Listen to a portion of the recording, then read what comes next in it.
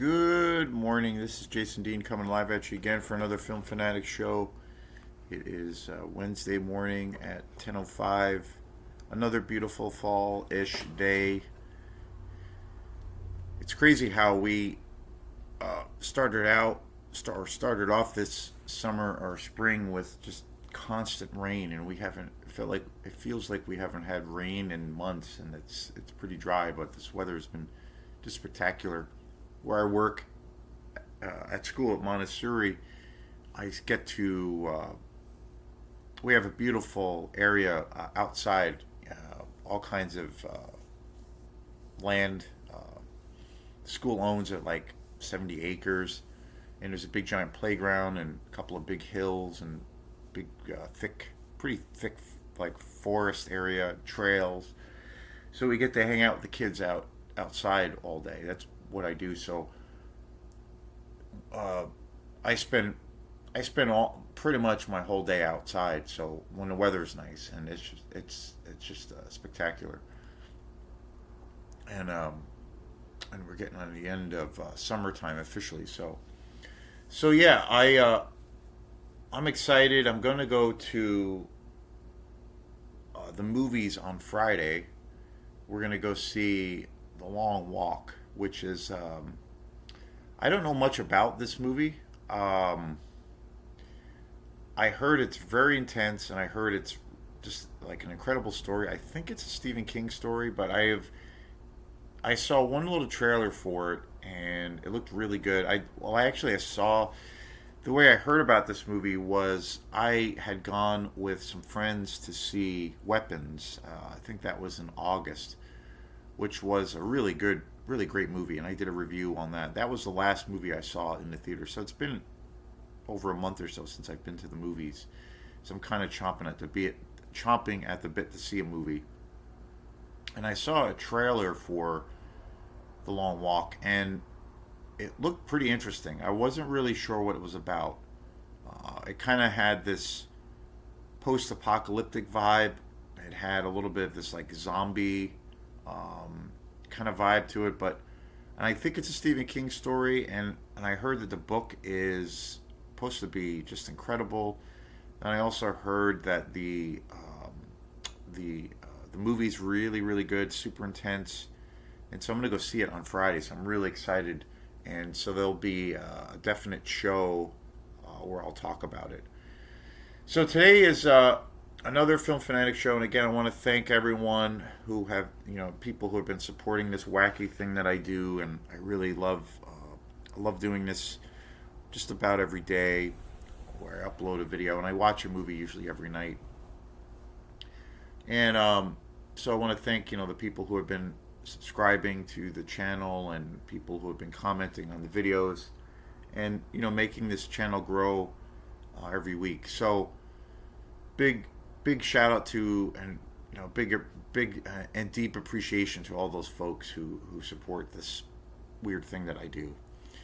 And it's nice because I'm back to a, pretty much a regular normal schedule where I have more time to do this, and I don't have to cram it in if I'm trying to do it, because usually during the summer it gets a little bit tougher with gig schedule, rehearsal stuff, and then with school, mainly with my job, my day job is I usually go in quite a bit earlier in the day, so I have a lot less time to do stuff in the morning per se.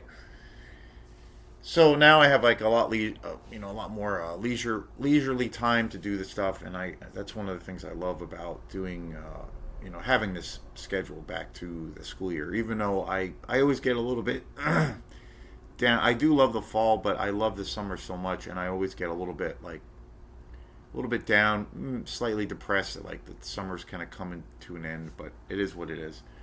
So, but today, speaking of a little bit of depressed, today is a kind of a somber, sad video, but ultimately a celebration of the life of Robert Redford, one of the greatest actors to ever grace the silver screen.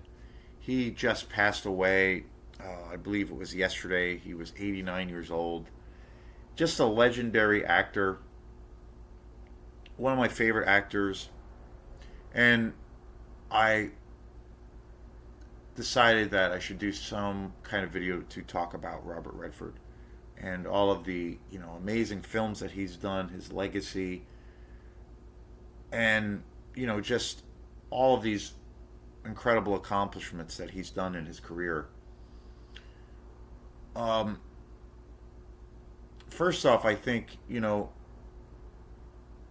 you think of an actor who has you know case in point with Robert Redford, like where his career has literally spanned decades upon decades upon decades. Like, I mean, most recently he was in some of the Marvel movies, Captain America films, which he was just incredible in. One of his last movies that he did, All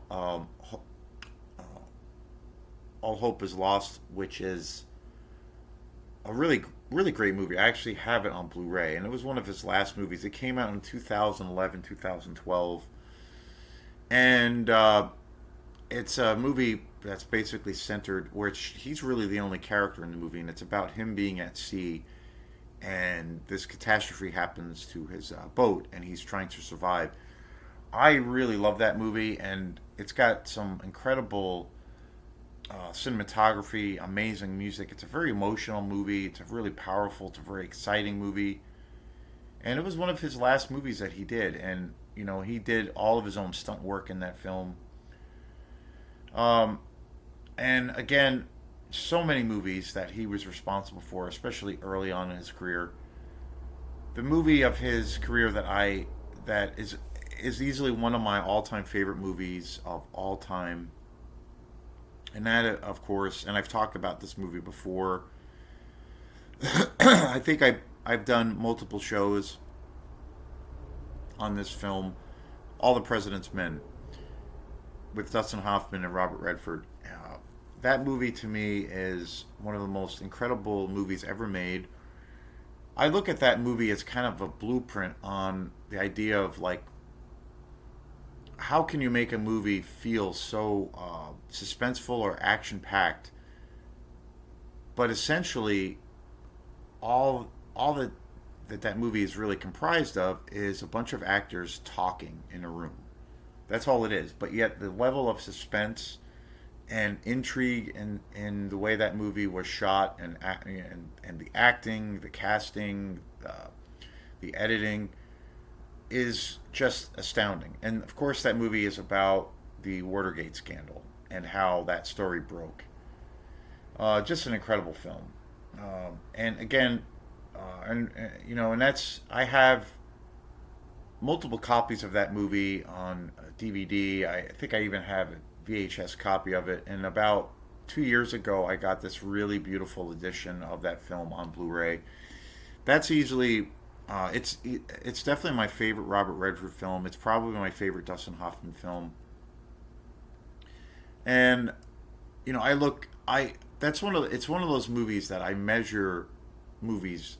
I measure a lot of other movies that I've seen to that movie as far as how you can take a story that on paper could be just very talky or even to a degree uneventful or even boring, but it's so well crafted that it's kind of almost feels like an action movie, even though there is no action, and the action is all driven by the dialogue and the level of suspense and intrigue around it.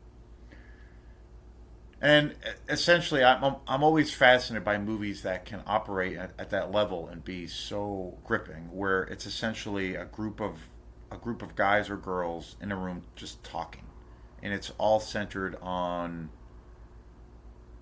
dialogue driven, and how you can take that real to a degree standard format and make it very suspenseful and really engaging.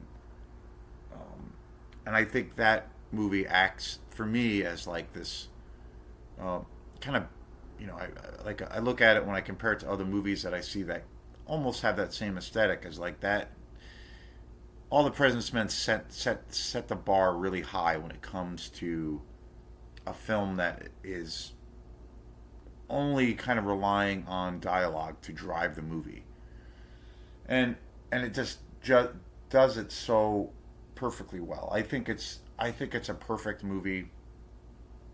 You know, I did a show recently on Jaws, or a couple of shows on Jaws. Its 50th anniversary. Tarantino, Quentin Tarantino, of course, you know, one of the greatest directors, had said in an interview that I saw like last year, where he uses or used Jaws as like an example of like the perfect movie, which it is. But I feel like also All the President's Men is an example of just the perfect movie, where you just have an incredible cast, incredible direction. The editing is just superb, and yet it's kind of an example also of less is more. There's not a lot of high octane explosives. There's no fight scenes, but yet the level of intensity around that film, it's so gripping from the beginning to the end. Probably gonna have to watch it again. Another movie of his that I just recently bought. I bought it about. I got it really really cheap at a big movie DVD sale at Opera House Video. I think I got it last year. Is The Natural, which is one of the greatest baseball films ever made, and starring Robert Redford. I love that movie to death, and it's such a great film. It blends, you know, kind of baseball lore and mythology. There's a little bit of a science fiction element to it, but it's also very grounded in reality.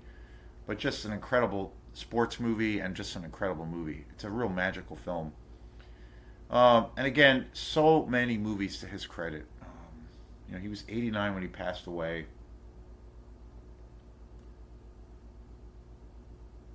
I mean, you have another film of his that I just think is incredible. Is Butch Cassidy and the Sundance Kid. Paul, also starring Paul Newman and Robert Redford. Incredible film. Incredible film. One of the most badass movies ever made. And again, his career's just spanned just decades, you know. Indecent Proposal with Demi Moore in 93. The Way We Were in 73. Out of Africa in 1985. The Horse Whisperer in 98. The Sting, another incredible film, just a classic. 79 or 73, man. Jeremiah Johnson, 72. 3 Days of the Condor, another classic film, 75. The Last Castle, 2001. Of course, I just mentioned The Natural, which came out in 84. Spy Games, 2001 with Brad Pitt.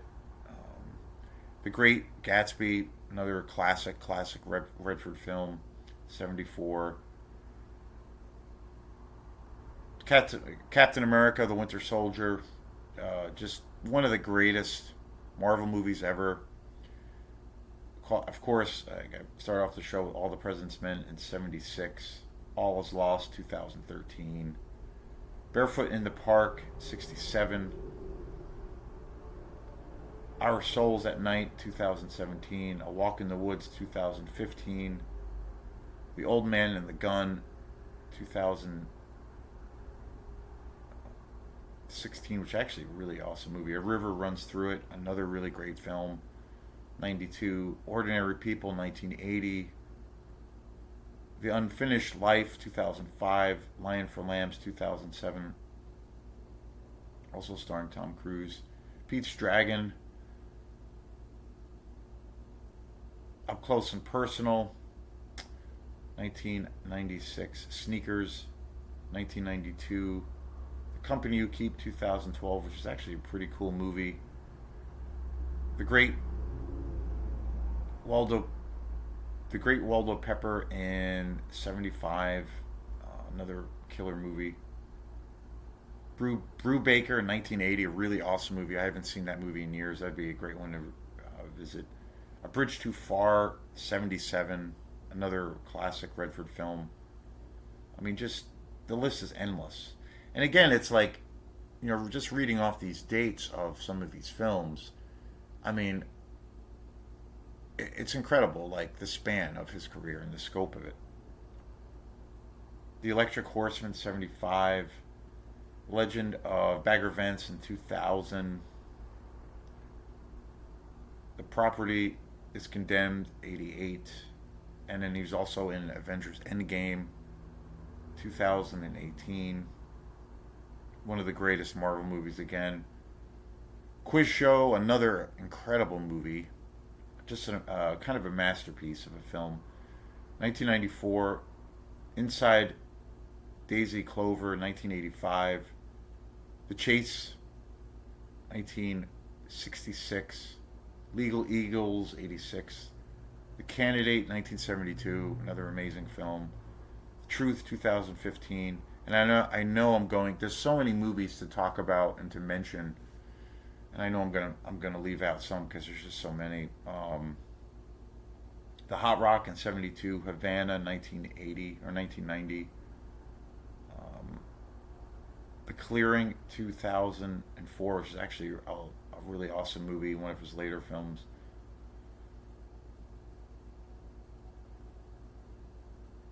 Little Foss and Big Halsey in 1970, which I don't think I've seen. Sydney, 2022. Yeah, I mean the list is endless. And again, he one of the one of his biggest accomplishments that he's ever done is he started this one of the most incredible film festivals of all time. Robert Redford, of course, I think it was maybe 20 or 30 years ago now, he started the Sundance Film Festival, which grew to become one of the most world renowned film festivals in the world. Just a real primetime example of, you know, giving, paying it forward. He had such an incredible career spanning decades, and then he kind of pays it forward by he starts this festival that, in turn starts the career of so many other actors and directors. The legacy is just astounding.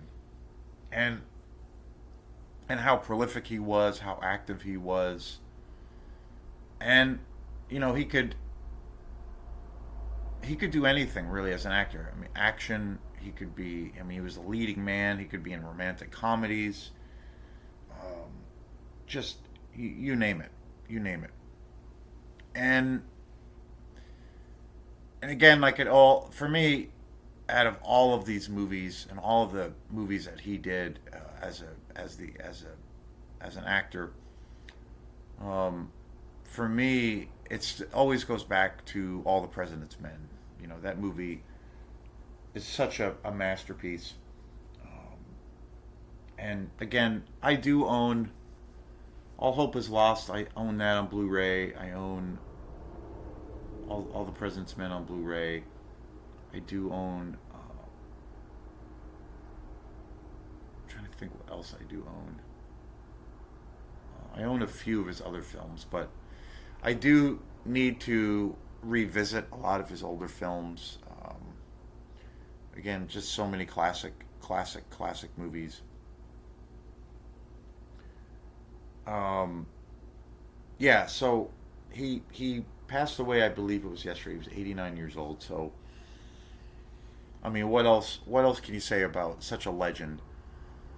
There's, every now and then you hear that where, like, I think, he Robert Redford was part of an era of where, he was a true Hollywood legend, a true film star.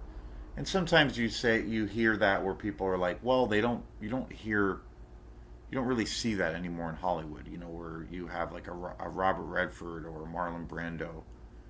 There isn't that actor or actress that has that kind of star power. Don't really think it's true, but Robert Redford was from a particular kind of era where he truly was a movie star, and he had all of those. He had all of those chops and diversity and skill and just an incredible skill set as an actor, where he could be a chameleon at any time and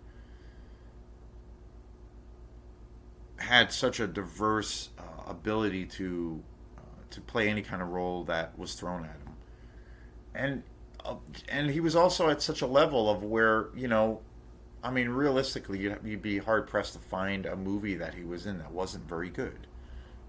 Probably it would probably be even the case of, maybe if you found a movie that he was in, he was that maybe the film wasn't particularly that great, but he was shining in that film because he had that ability, he had that charisma. So I wanted to do a quick, little show about talking about one of my favorite actors of all time, and just and pay tribute for what it's worth to um, the amazing legacy that he has left behind. So thanks again. Rest in peace, Robert Redford. Peace.